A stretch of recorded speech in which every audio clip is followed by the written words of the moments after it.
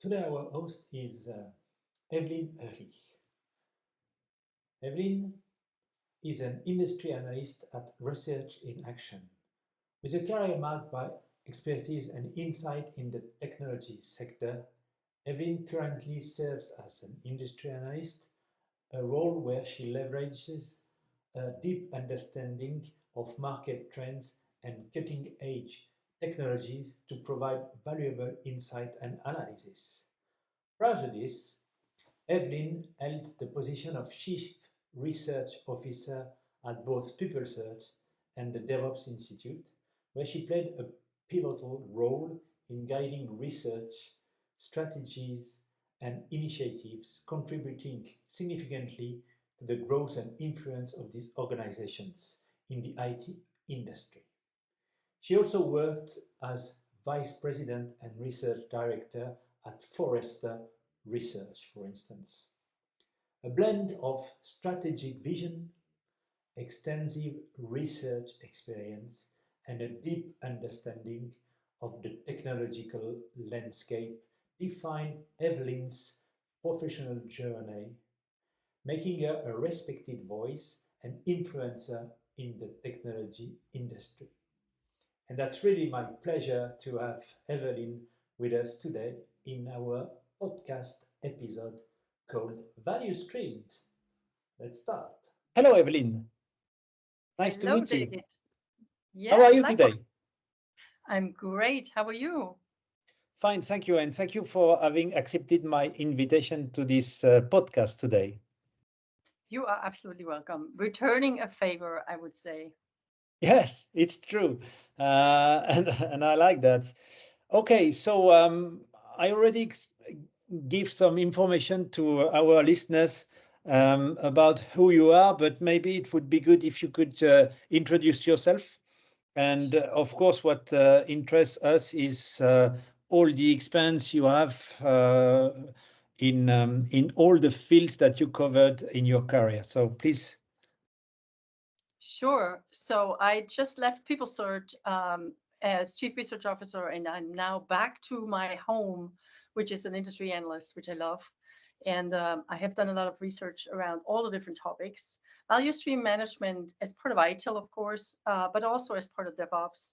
And I was working with a very famous person, Helen Beale, if anybody knows Helen, on the VSM consortium on the research reports we've done there 2 years in a row. So lots of conversations with end user clients or vendors or experts like yourself in the field over the years. So excited to be here with you today. Yes, thank you. And you just mentioned the VSM consortium. So for people who are not familiar with VSM, it means Value Stream Management Consortium. And because this word podcast, of course, is called Value Stream, we will talk about Value Stream. Not only, we will talk, of course, of value management. And the first question I have to you is, if we talk about Value Stream, what is the positioning of an IT, if we can call it that, an IT value stream or IT value streams in an organization today?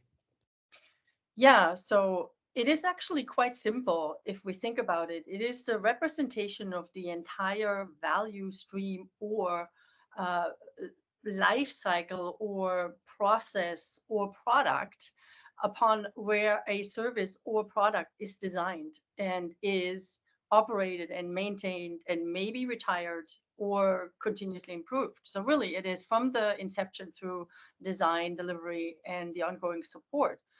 The purpose of it, it doesn't matter which value stream. Is it a service? Is it a product?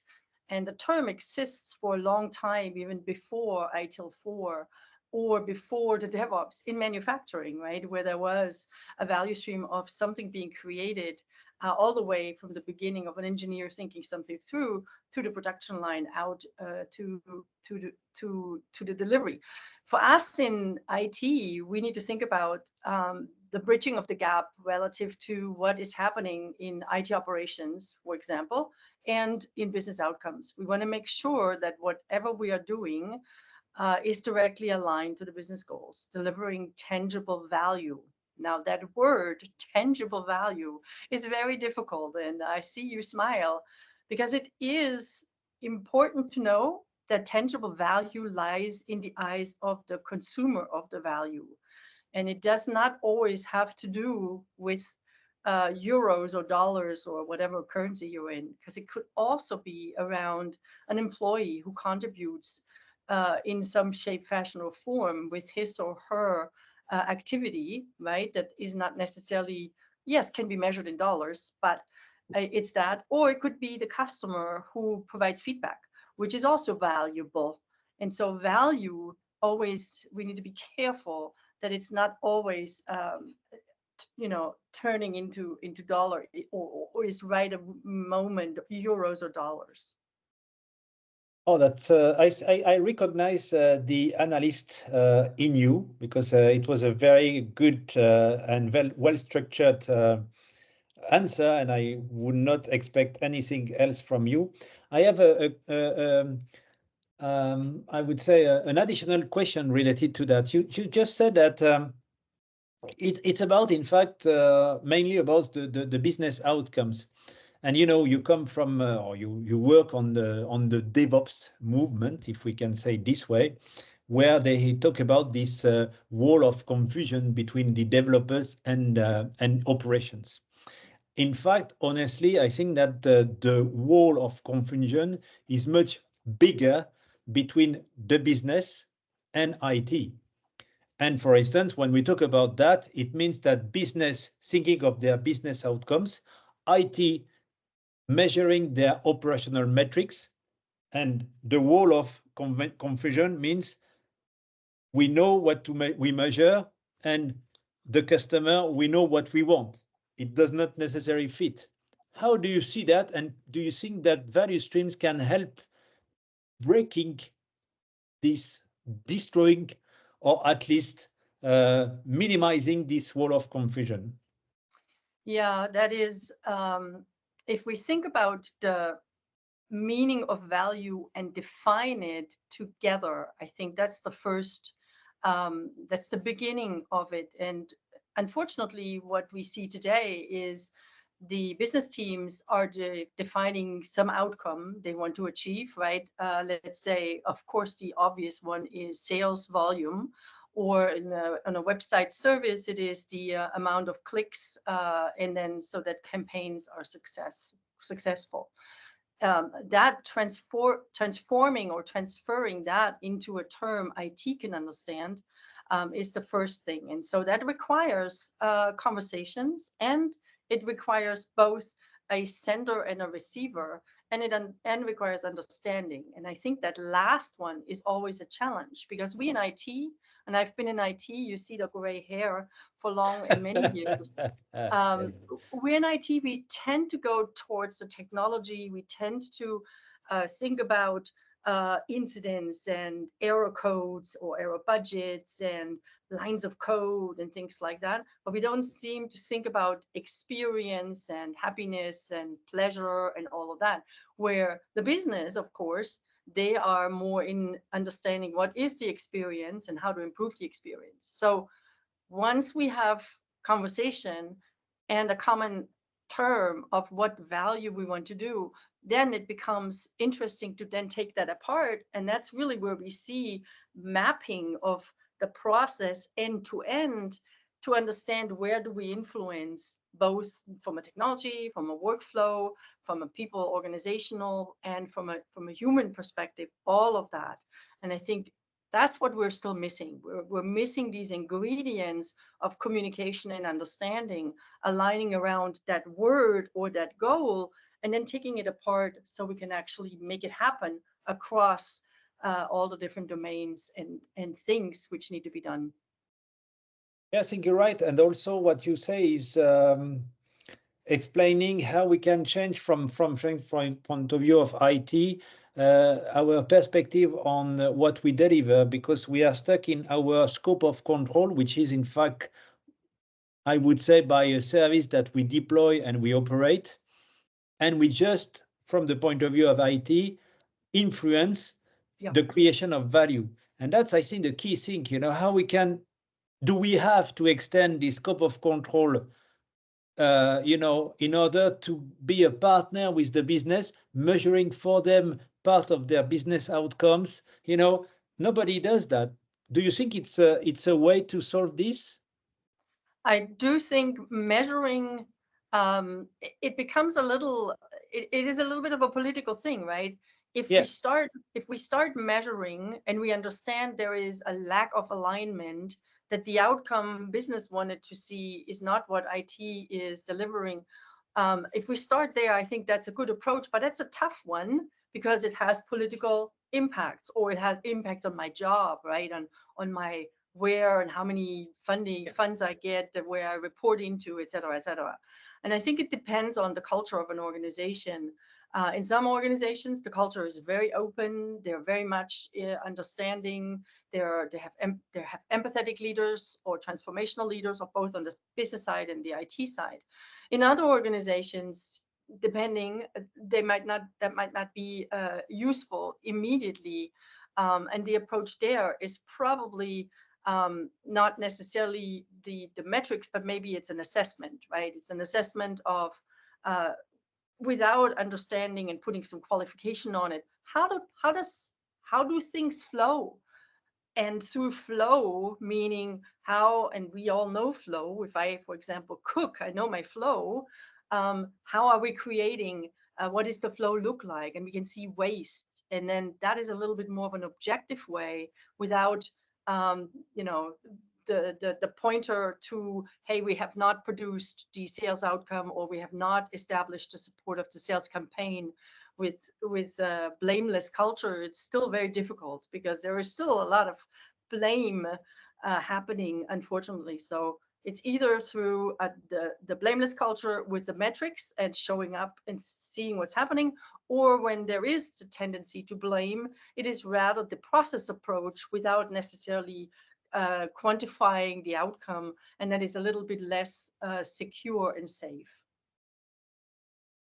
Great answer once again. You mentioned in what you say the word assessment, and I would like to ask you a question related to that.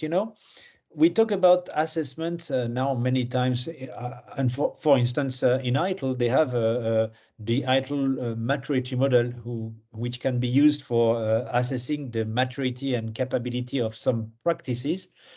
Do you see, why are assessments important for value management? If I use these words, so that means for managing value streams or managing the value that can be created from the services and products.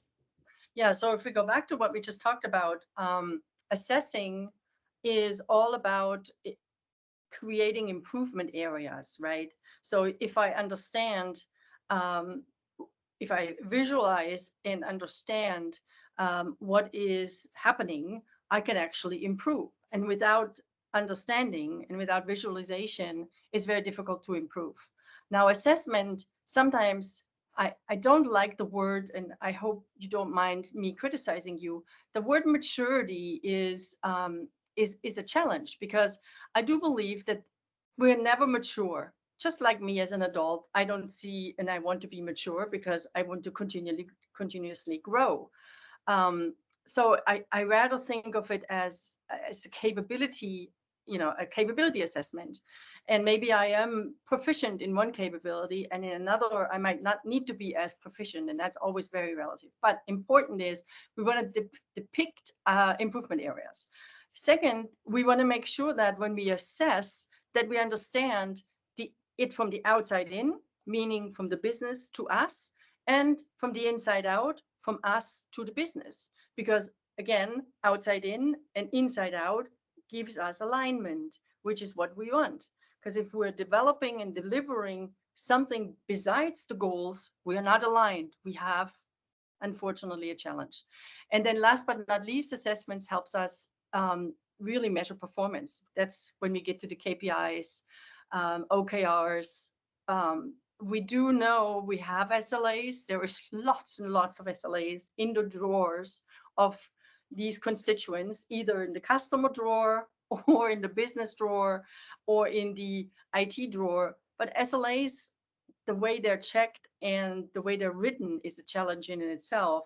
So just a little bit of an exclamation mark on the performance measuring. When we have and established KPIs and OKRs, we need to make sure that we took look at both sides. Again, that they are measurable, and here I use the SMART principle, right? Specific, measurable, actionable, realistic, and timely.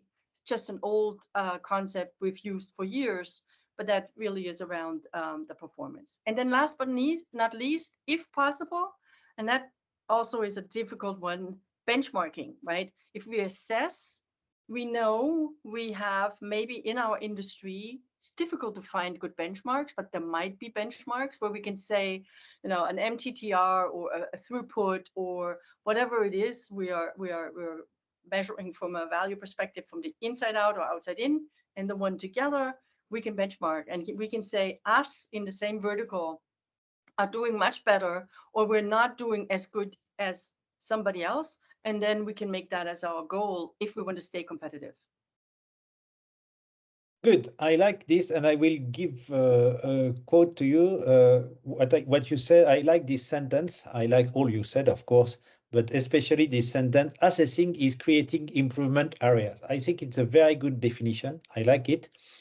You put my leg related to the maturity term, and I just used the terminology of ITIL. In ITIL, they have a maturity model. I didn't invent that, but I agree with you. My wife would say that I will never be mature, and I think she's right. So we always have a space for growing. Great. Yes, but yes, I like that. Also, when we look at, for instance, IT service management, we were talking about ITIL. And now we talk about the value streams, to talk about value management. In fact, the use of tools is very important to appropriate, to adapt, and to adopt some, I would say, new concepts. Okay. And I know that, for instance, in the VSM consortium, there are organizations who are vendors of some solutions. Could you give us a kind of overview of the tools if I want to use a tool to manage value? Is there any tool like that? Yeah, there is, of course.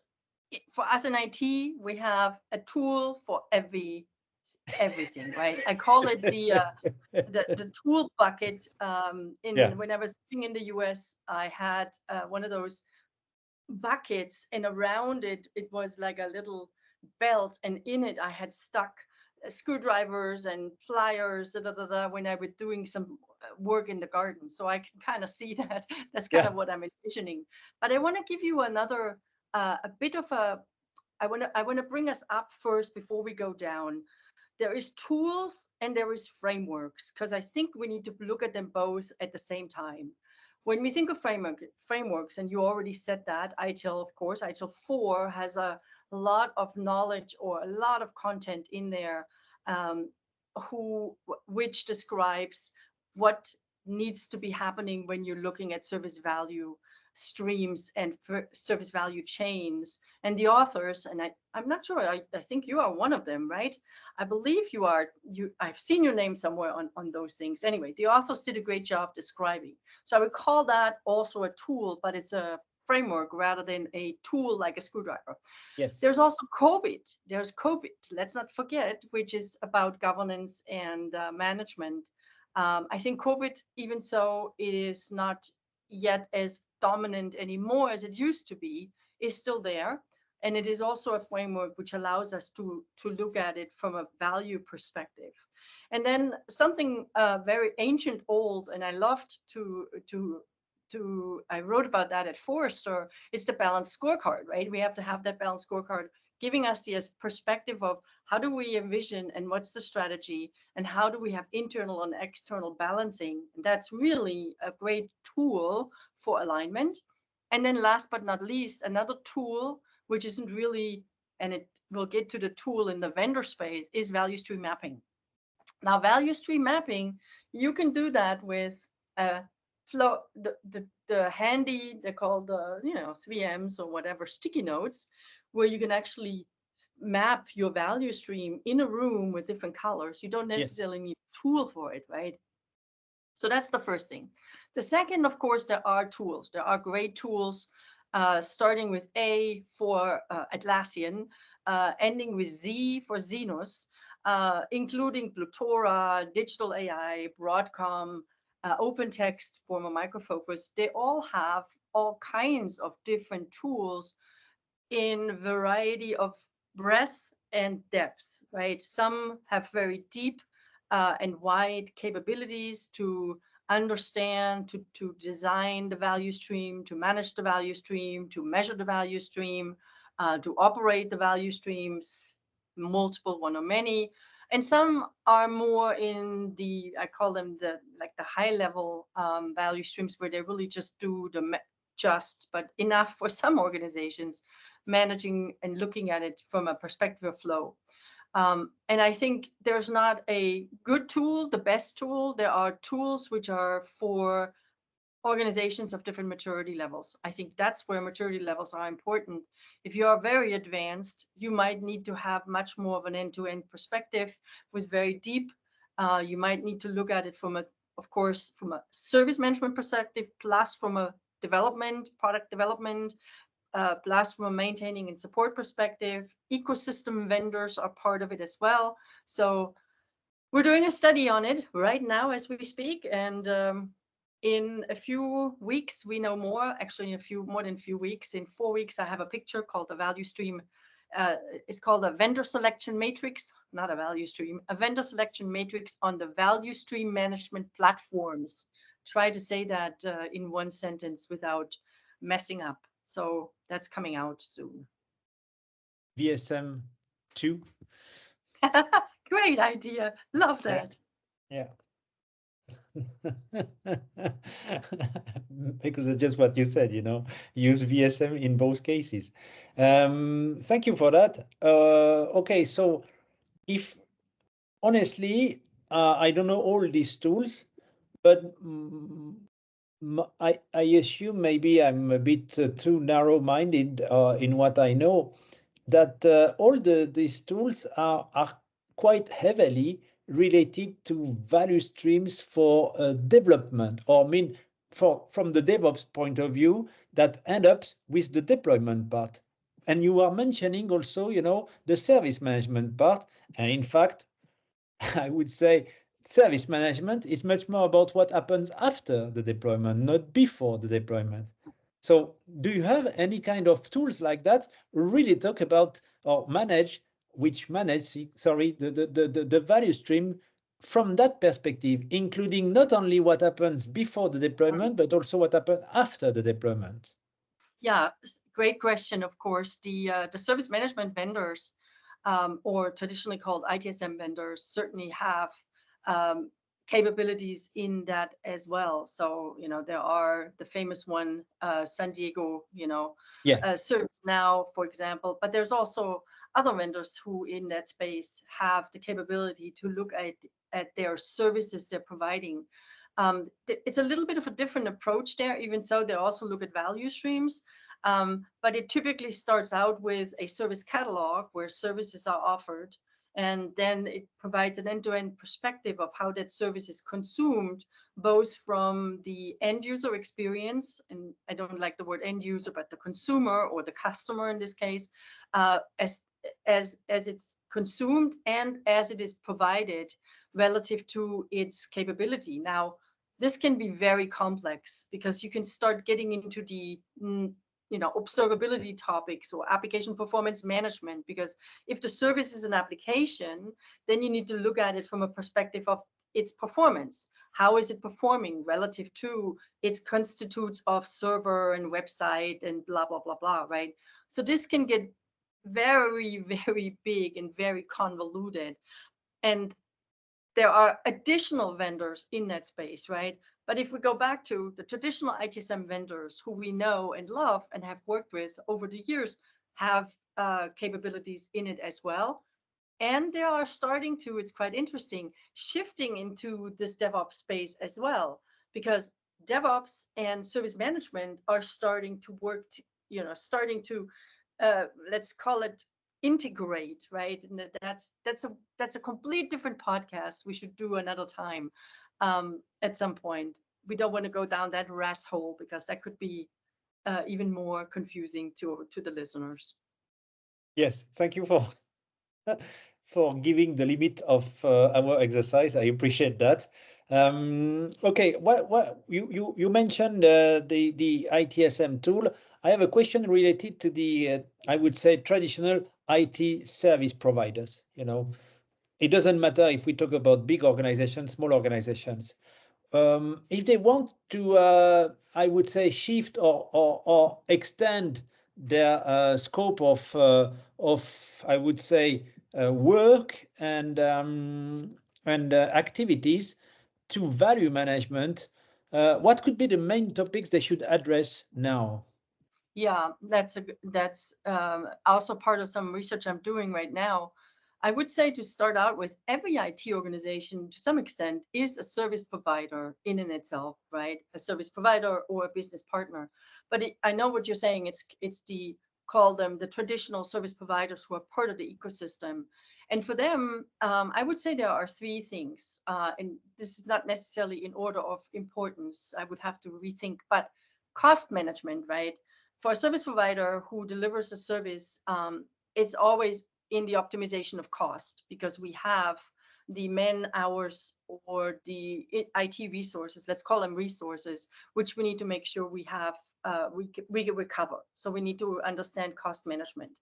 The second is around the actual delivery of the value or the service in itself from an experience perspective. And that is aligning and making sure that the customer, who are the consumers, be it the IT organization themselves, as they're maybe adding something, or this is part of service integration management, that they have a good understanding of what the customer needs and meeting those needs. So that sometimes is difficult to do, because this is around management of service level agreements, managing of SLIs and SLOs, or XLAs, the new term, right, which we heard.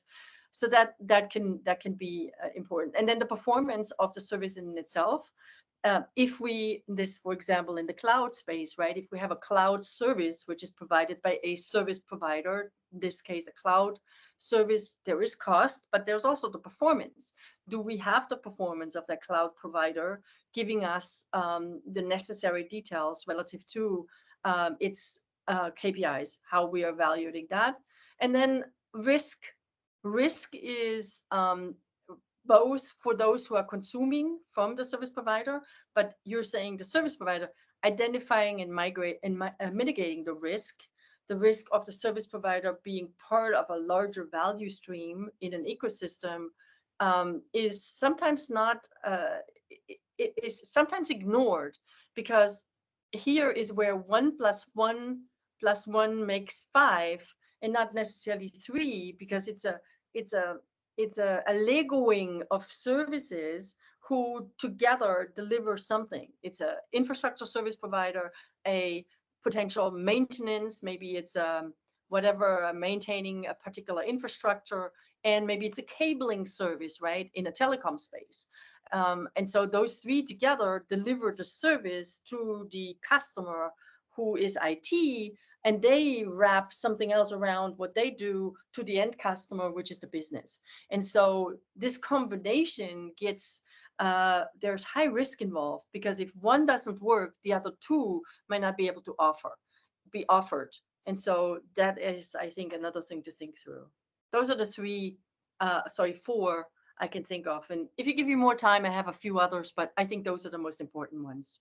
Yes, thank you. I took some notes and I recon the main three ones you said, because you were talking very fast for me. Sorry.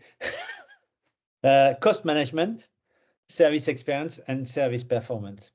Yep. When we talk about that, do you think that so we can say somehow? So this is about the scope of what can be, in fact, the new scope or extending scope of work or of the service provider, and if we want to a little bit generalize that, so if we want to move from, because I have also a group on LinkedIn called Service and Value Management, because I'm a bit obsessed about that. For me, it's not about service management anymore. It's really about service and value management. It's really about these two things, you know. And in fact, it's about save, not safe. It's about service and value enablement. Mhm. So let's all be saved. I like that. Yeah. And anyway, what I want to say is, do you see any kind of what could be the key success factor for an organization, a business partner, a service provider, who would like to really extend his scope from service management to service and value management? What he would need to have in place in order to succeed if he would give himself this goal? I think it would have to be um, the definition of the outcome in terms of value, right? So that it is agreed upon, which we talked about. Then I like to use the 4 Ps of marketing, right? It's the place, it's the price, it's the promotion, and it is, what's the last P? The product in itself, right? Um, so you could rephrase that in the same way. The product is the service and the value, the price, of course, the place, how we're offering it, and then how we are promoting it or how we're managing it. I think the 4 Ps you could easily rephrase in those terms, to take into account when you start in the service and value management perspective. I like it. That's very good. You see, that's why I'm doing this podcast, because each time I'm doing this podcast, I'll feel less and less intelligent. That's why No. I'm doing that. You know, no, it's true. You know, you are using the acronym SMART, you know, for the goals, but SMART also applies to human being. And I really enjoy having this podcast with you. So we are now nearly at the end of this podcast.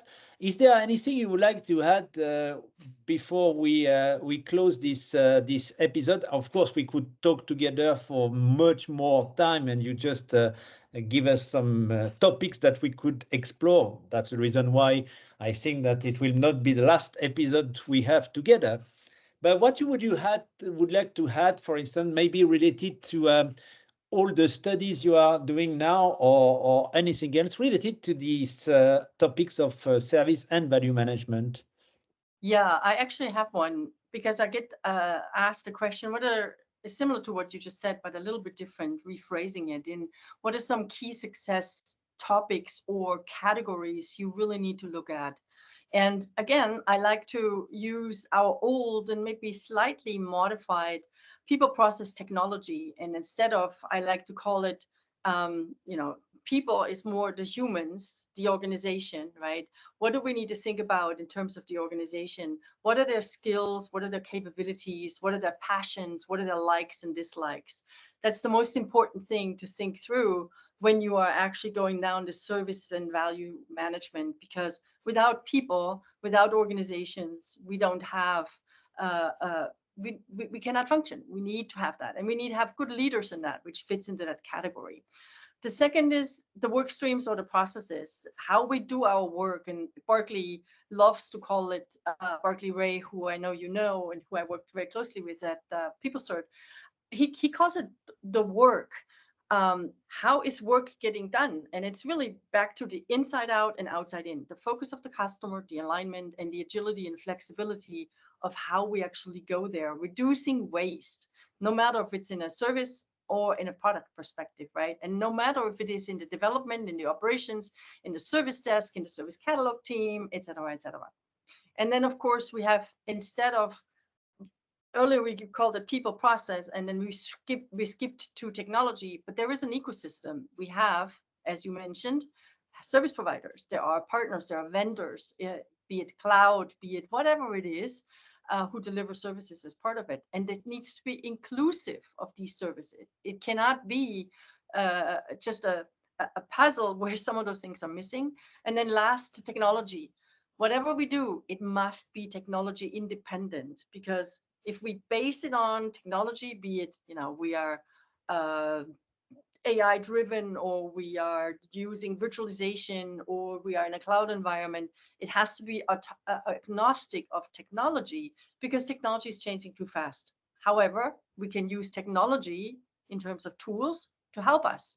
And so embrace it at the same time, make it agnostic, because otherwise you get snafu'd by this shiny new object, as Paul calls it, and we miss the reality of it, really.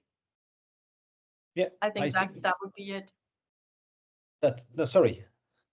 No, I think that's it. All done. Yeah, I think it was a very good conclusion, and I was really happy to have you today on this episode. I'm sure that it will be a very interesting podcast episode for our listeners and people who want to watch it on YouTube.